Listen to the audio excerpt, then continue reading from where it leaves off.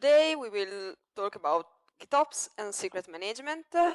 It will be a little bit more technical than the previous talks, so I hope it will wake you up a bit, given the hour. I work at Imola Informatica. I mainly focus on DevOps and platform engineering, but I did also a bit of software architecture, depending on whatever is the need at the moment. Now, when we talk about secrets and GitOps, we have a big problem in that GitOps requires us to write everything we want to deploy on a Git repository.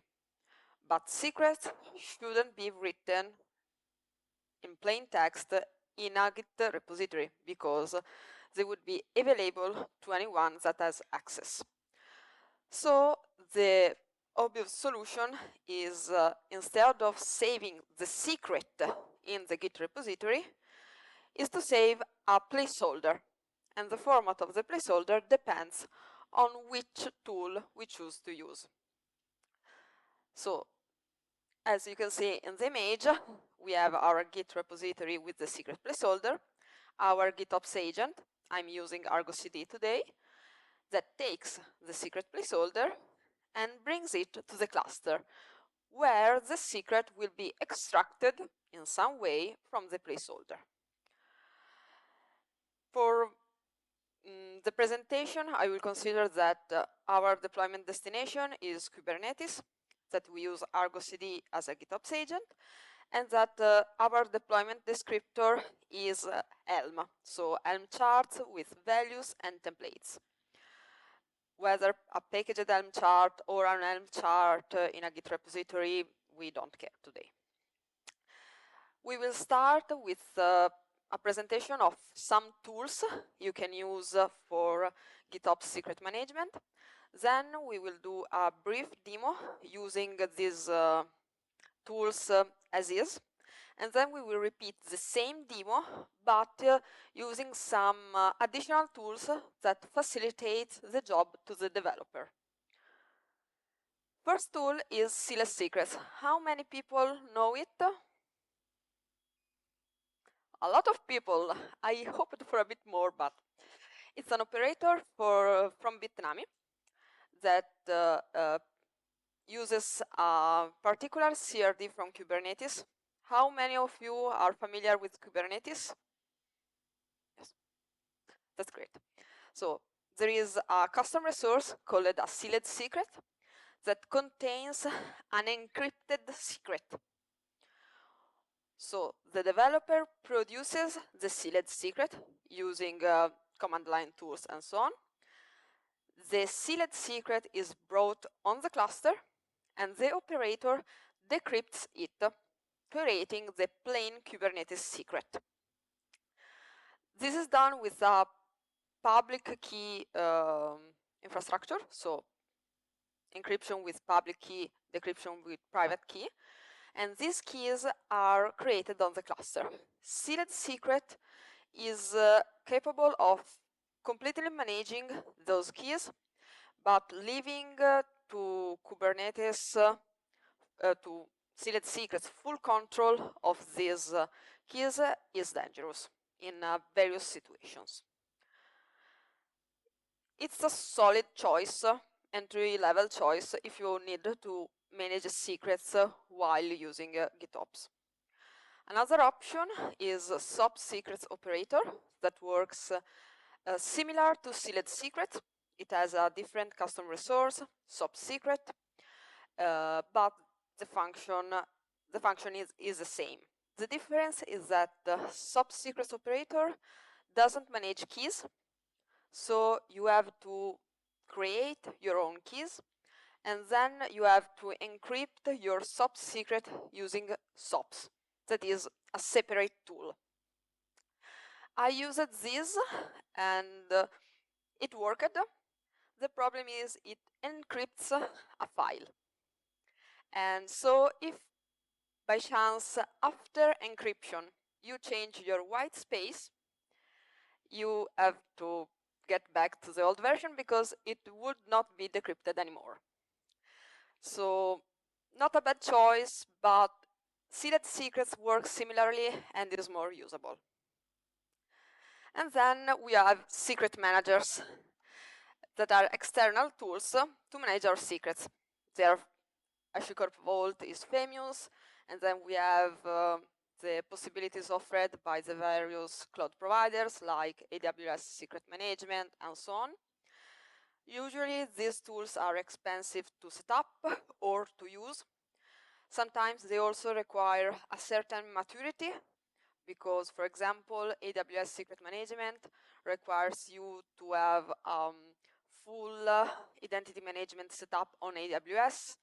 Sometimes this is not done because it's too complex or it's too pricey. So limited access for developers to AWS means a limited access to the secret manager of AWS.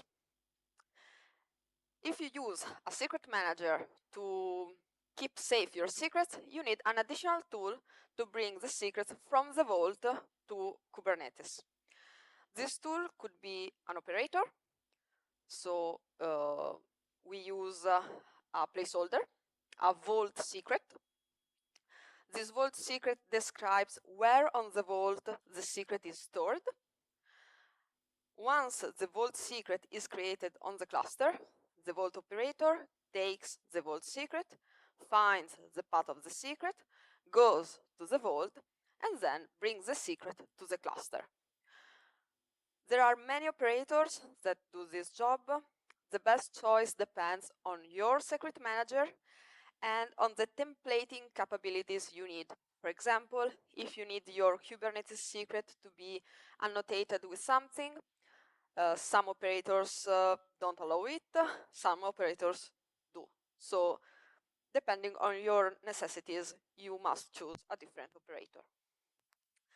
Then there is the option of a CSI driver that is used to mount the secret as a volume on the pod. This works. It's similar to all the other options we have seen, so placeholder, the operator or the CI driver in this case sees the placeholder, substitutes it, and so on. I don't really like this option because it limits the way in which your application is going to use the secrets. If you use a plain Kubernetes secret, as we see in this option, you can mount your secret as environment variables or as a volume or whatever you need. Here, you can't. It's a volume or it's a volume. You don't have a choice. Another option that I'm showing here just to show you it exists, but that I don't really like, is instead of having a placeholder on the repositories that is brought to the cluster and then something on the cluster interprets it, we have Argo CD or whatever GitLab agent we have that finds the placeholder in the descriptor, connects to the vault or secret manager, and then substitutes the placeholder. This means that our secret manager should be a personalized installation. So it's less safe, it must be maintained, let's say it's more expensive than the other choices, and it's also less safe. To me, it happened just one time, 2 times, that this could have been the only choice to actually have management of secrets at least a little bit safe.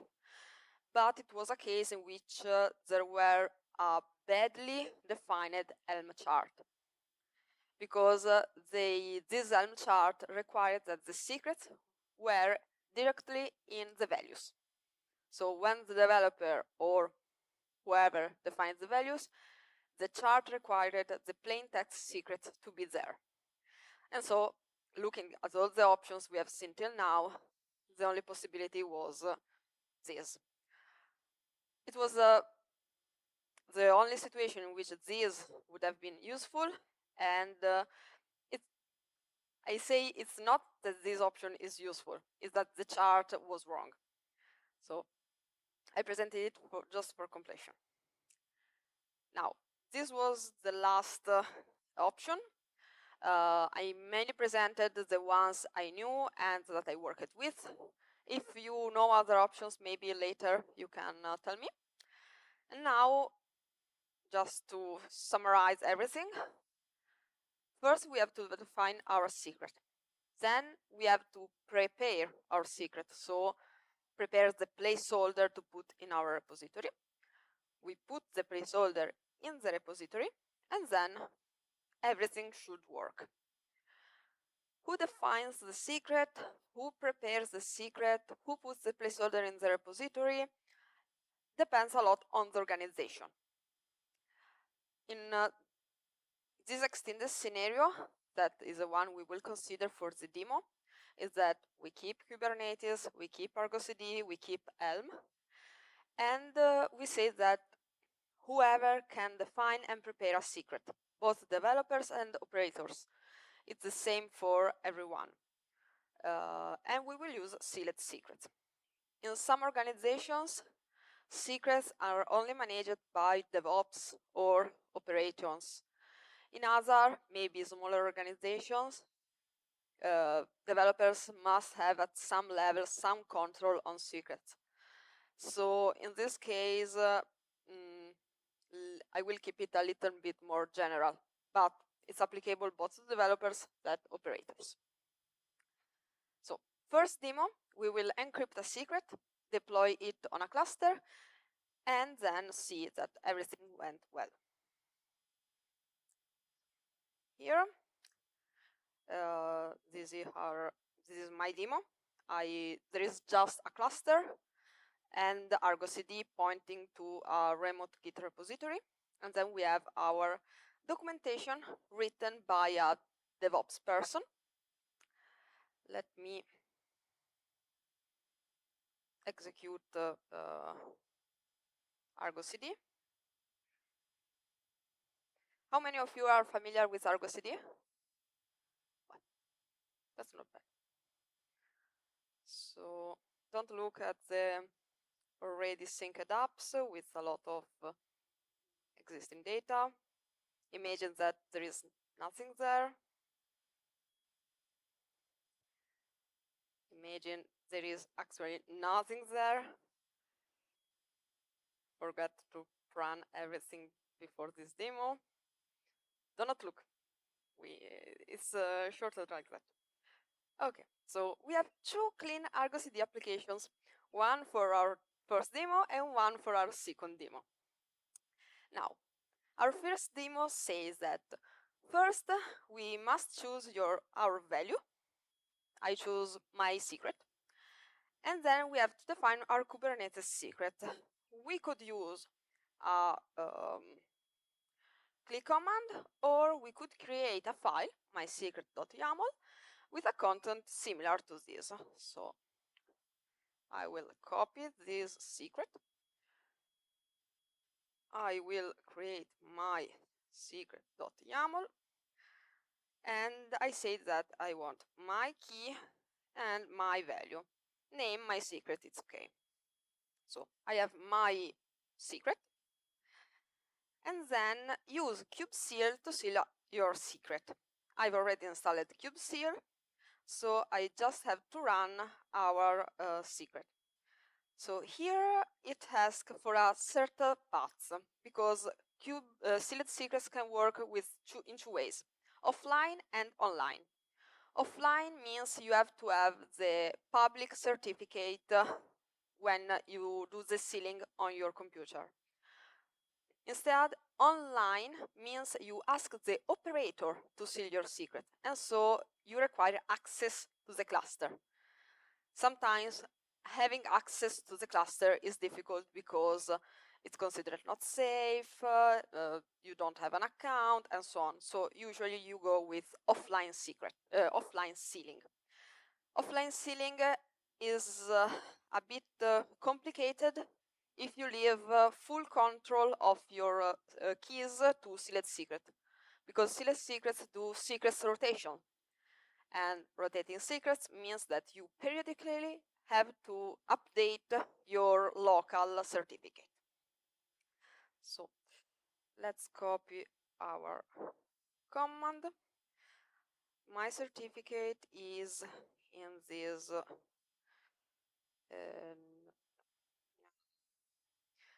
it's actually in the same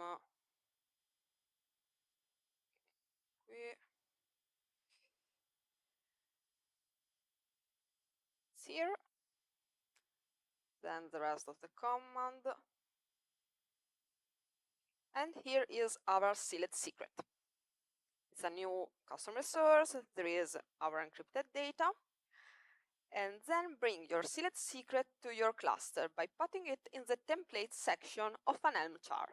So I have my Helm chart, demo1, I have my template section, so I take the file and bring it in the templates directory. Then git add demo1, git commit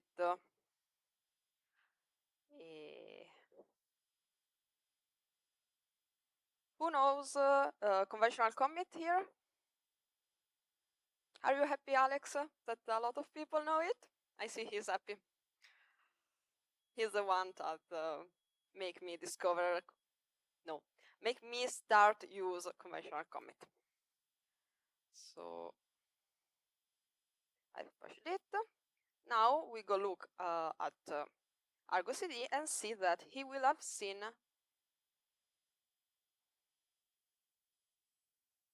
our secret. It's a bit slow today, maybe it's the connection. One or more objects failed to apply reason namespace, my namespace not found, but this application deploys on demo1. So yeah, I sealed the wrong secret. I wrote the documentation and I got it wrong.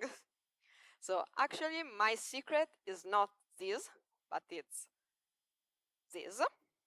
Now it's correct. I have to reseal it because it was wrong. I have to seal it again.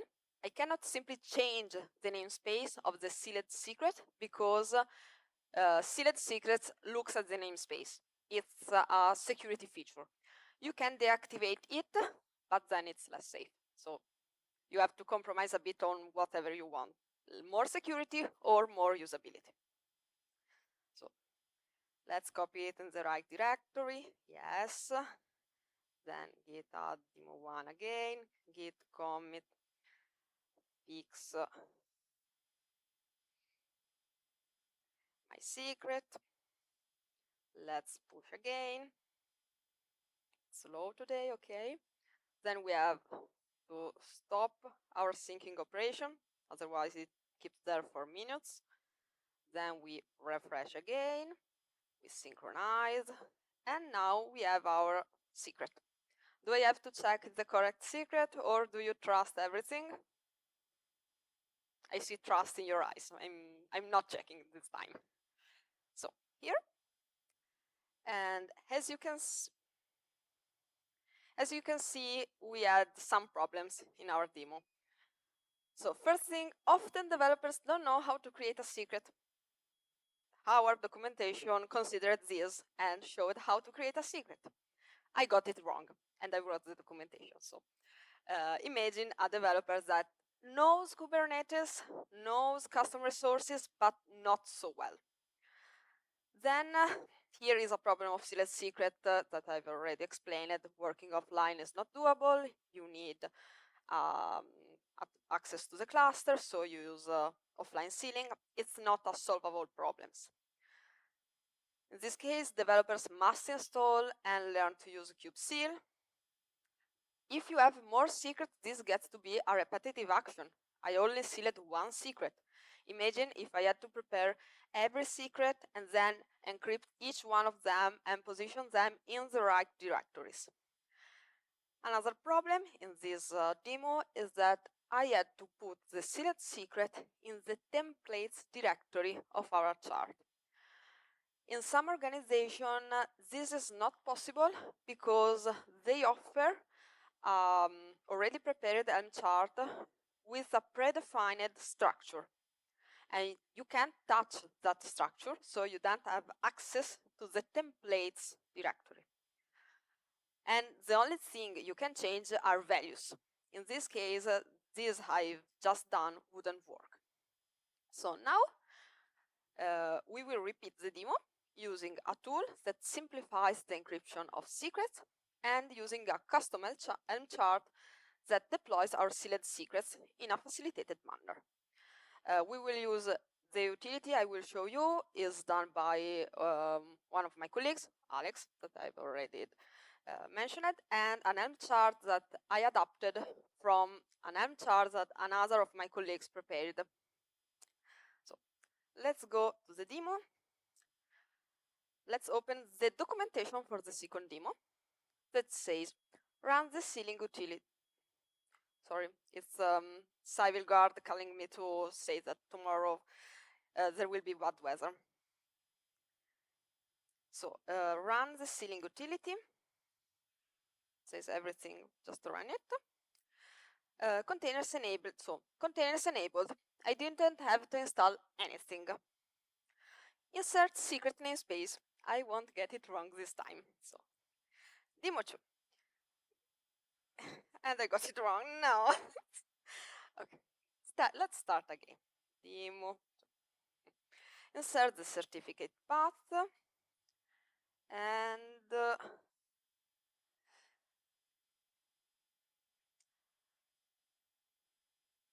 okay. Insert the secret name. My secret 2 this time, just change it a bit. So new secret data. Let's list all options. Add content from literal. That's what I want to do. So my key, my value, my secret. Do I want to add more data to this secret? Yes, no. Let's say yes.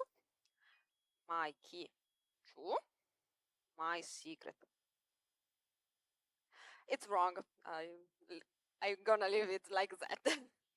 So now we have completed our secret, nothing else. Otherwise there will be other errors. Quit and finalize the secret. Do I want to add another secret to the same namespace? So it's a continuous process. I don't have, like before, to do everything again from scratch. Yes. Secret name, my secret, two, the second secret.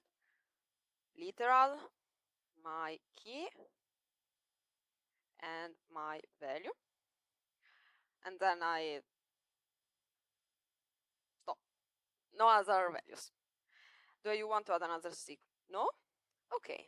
So the sealing utility gave me this output. Let's see in the documentation what I have to do with it. Set the resulting values in an Helm chart referenced by ArcoCD that uses as a dependency this chart. So I tick the options. I go to my Helm chart, demo 2. I go in the values and I just paste them. Notice that we have our dependency in the dependencies of the chart. I didn't touch the templates, only the values. Let's commit this.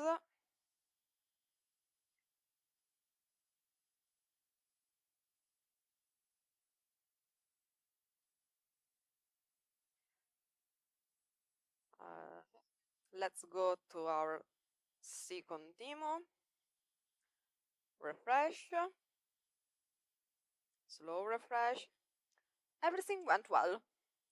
We didn't get the namespace wrong. Everything went online without problem. And if we look at the secret, we see that here we have 2 values, and here instead we have only 1. So for this second demo, I did less errors. It was easier. It was a more streamlined process. And this was because we prepared the same tools for developers or whoever else is doing this job to help them. So can developers and whoever else does this survive this process? Maybe, because as, let's say, a plain process, it can be complex. It can be a bit cumbersome. And so it's DevOps, operators, whoever you want to call that role in your company, it's their job to make it easier for developers. Making it easier for developers can be expensive, requires effort, and it's usually a highly customized thing for your developers. What works for a company may not work for the developers of another company. If the same thing worked for everyone, we would just use kubectl and we will be done with it. And in the end, it's a compromise between what you want your developers to learn, what you want your developers to suffer, and what you want to spend in helping them. I have said, I think, everything I wanted to say. Maybe I forgot something. If you have questions, I'm here. And if you want to leave a comment, here's is the link. Thank you so much.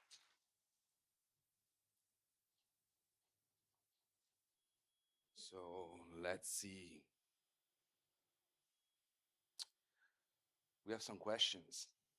So the demo went great, by the way. So how? It was all offline.